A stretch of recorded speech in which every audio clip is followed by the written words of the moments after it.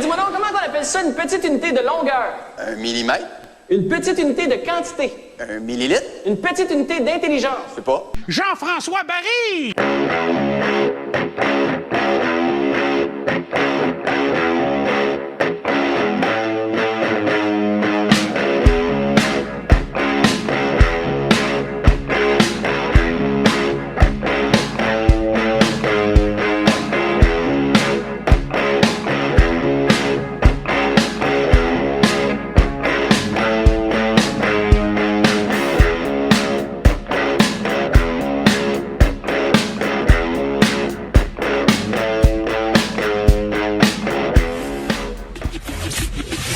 Le commentaire de Félix Séguin, un journaliste d'enquête pas comme les autres.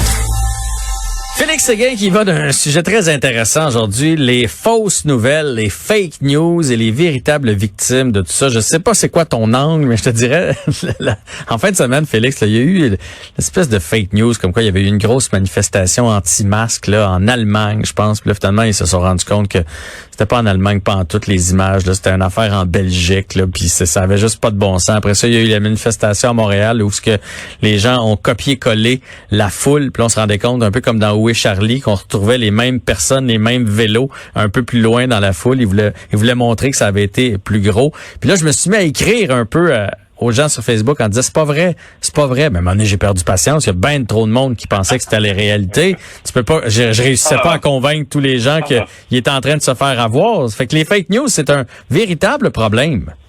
Mais c'en est un énorme. Puis la nouvelle dont on va parler aujourd'hui fait le pont entre presque toutes les fake news que l'on a entendues sur la pandémie du nouveau coronavirus et puis les conséquences de celle-ci. Là, je note en italique, je souligne en caractère gras, souligné 3 fois, comme on dit, j'appuie très fort sur le crayon ou sur la parole pour dire que là, c'est pas un constat frivole, tout ça. C'est une étude du American Journal of Tropical Medicine and Hygiene. Alors, c'est 800 personnes, Jean-François, qui sont décédées en raison de la désinformation qui est reliée à la COVID-19 dans le monde au cours des 3 premiers mois de 2020. Imagine, on est en train de faire un lien causal entre des morts puis la manière qu'ils ont de prendre leur information. Mais qu'est-ce que tu veux dire? Ils sont morts de quoi, mettons? Ben, là, laisse-moi t'arriver. Ah oui, là, tu piques ma curiosité. Vas-y, je suis pendu à tes lèvres. Je savais que je t'aurais avec ça. Et moi, quand j'ai vu ça, je me suis dit, mais mon Dieu, enfin, un sujet qui va nous permettre de trancher cette question-là une fois pour toutes. Alors, laisse-moi t'expliquer. Le 10 août dernier, il y a une publication scientifique qui vient du journal dont je t'ai parlé, qui a été relayée par la BBC en Angleterre. Et dans cette publication-là, on dénonce 5800 hospitalisations qui résultent de fausses informations diffusées sur les médias sociaux, dont 800 décès qui sont avancés. Et pourquoi, justement, pour répondre à des questions, ils sont morts, ces gens-là? Écoute bien, ingestion de méthanol sous forme liquide, produit nettoyant à base d'alcool, parce que les gens croyaient avoir consommé un remède contre le nouveau coronavirus. Et tu te rappelles que l'OMS, l'Organisation mondiale de la santé, a prévenu la population à plus d'une reprise des dangers de la désinformation sur la pandémie, qui est transmise notamment par les théories conspirationnistes, par les rumeurs. Donc, parmi ces causes-là, des hospitalisations qui ont été recensées par le journal, on retrouve aussi la consommation d'ail en trop grande quantité. Ben voyons donc. Vitamines, Jean-François, en trop grande quantité. Ingestion d'urine de vache.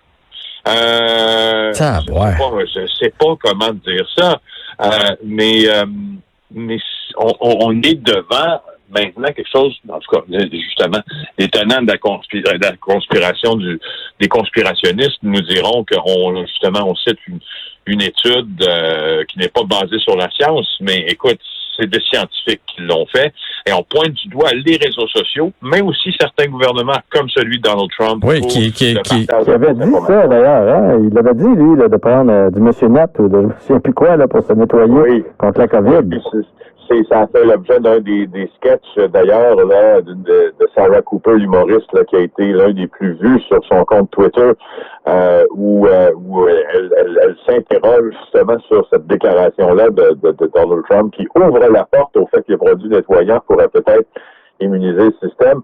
Bref, il a aussi vanté Donald Trump les recours à la chloroquine comme traitement pour le coronavirus. Alors, pour l'instant, ça s'est avéré inefficace, peut-être même dangereux. Il y a aussi un homme, tu vois, de l'Arizona qui est décédé après avoir ingéré du phosphate de chloroquine. Écoute, il y a même certaines publications sur les réseaux sociaux qui ont proposé de boire une solution d'argent colloïdal. Ce que c'est un liquide qui contient de l'argent sous la forme de nanoparticules pour tuer le coronavirus. Il y a aussi des conseils de prendre de la cocaïne pour combattre le virus. Et on s'entend que si tu décides de prendre de la cocaïne pour te prémunir d'une exposition au nouveau coronavirus, tu t'enlignes vers beaucoup de problèmes dans ta vie, là. Alors, tu sais, la recherche de vaccins, c'est ce qui reste. C'est ce qui reste pour combattre ce virus-là. Oui, mais encore là, quand ça va sortir, il va y avoir des gens pour croire au fait qu'ils sont en train de nous injecter quelque chose en même temps que le virus pour nous suivre à la trace, et etc. Là, puis il va y avoir des publications sur les médias sociaux là-dessus. Et les gens, il y a des gens, là, je sais pas si tu t'es déjà obstiné avec quelqu'un qui avait vu une publication fausse sur Facebook pour essayer de se faire entendre raison. Il y a des gens que c'est très, très, très difficile. Ils sont convaincus que c'est la bonne nouvelle. C'est la vraie nouvelle, en fait. Tu crois, mais ça, là, c'est avec beaucoup de fatalisme que je discute, si on peut appeler ça une discussion, justement, avec des gens qui, à certains égards, sont bornés.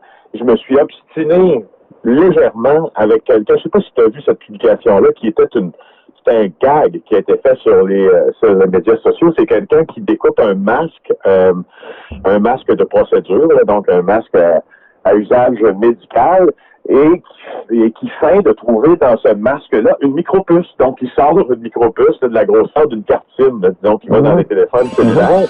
Et puis là, il sort ça du masque, puis tout le monde se bidonne parce qu'évidemment, ça vient grossir les traits là de ceux qui pensent qu'il y a des puces partout, puis que le 5G est une fermentation politique pour avoir le contrôle sur le peuple, puis que il y a des nanopuces aussi dans le vaccin qu'on peut inoculer au jardin.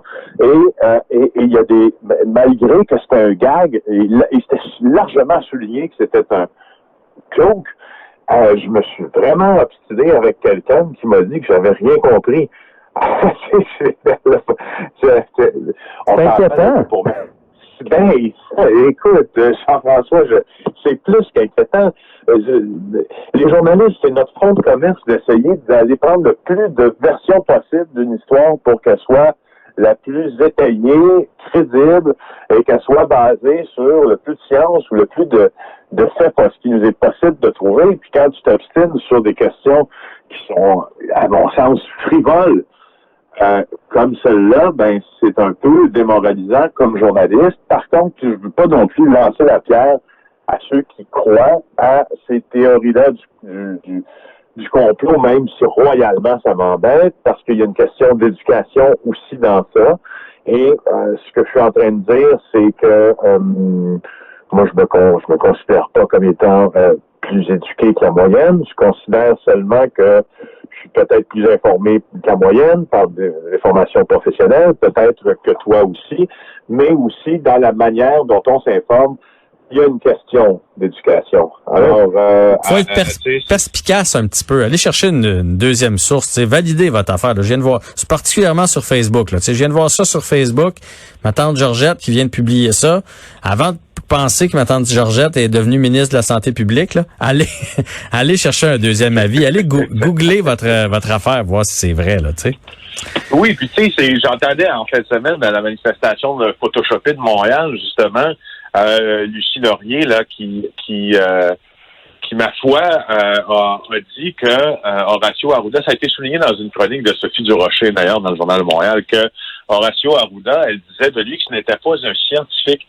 Ben, coudonc, si Horacio Arruda n'est pas un scientifique, il est quand même médecin, là, il a été formé à Sherbrooke. Si Horacio Arruda n'est pas un scientifique au sens propre des choses, puis qu'on essaie de mettre de l'avant, d'inculquer nos...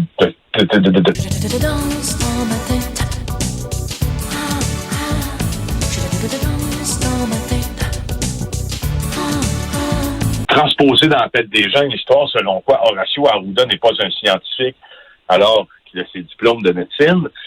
On essaie de faire dire à une pomme que c'est une orange. Là. Ça va jusque-là.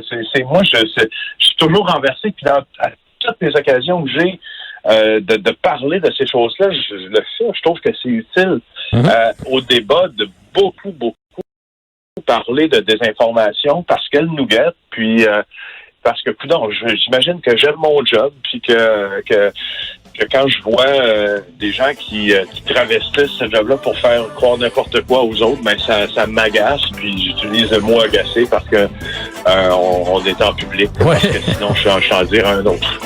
Okay, on va souhaiter que cette étude-là fasse son petit bonhomme de chemin. Ils sont masqués, sont trop masqués.